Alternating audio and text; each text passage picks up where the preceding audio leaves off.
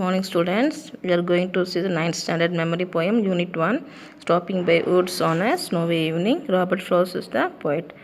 Let us read the poem. Whose woods these are, I think I know. His house is in the village though. He will not see me stopping here to watch the woods fill up with snow. Here the poet is the speaker. After a long travel, the poet entered a forest and he wondered to whom the woods belonged.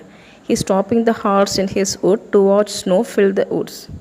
The second paragraph. My little horse must think it queer to stop without a farmhouse near. Between the woods and frozen lake, the darkest evening of the year.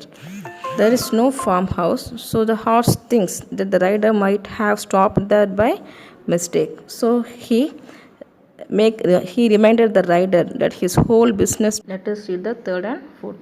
He gives his harness bells a shake to ask if there is some mistake. The only other sounds the sweep of easy wind and downy flake.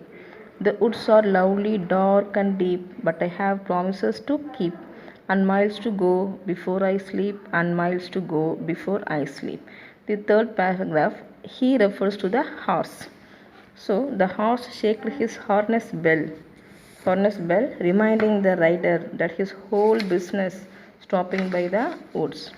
The woods are beautiful, lovely, dark and deep on a snowy evening, but the poet cannot stop here longer because he have to continue his journey, that is his duties and responsibilities. Let's see the theme of the poem.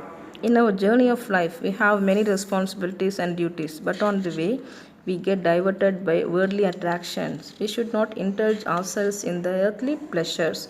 We have to continue our journey of life and fulfill our task before we close our eyes in death. In this poem, the poet had two choices, either to stop in the woods or to proceed. The poet chose the second one and moved away. Student, I hope you all understand this poem. By heart the poem. Thank you.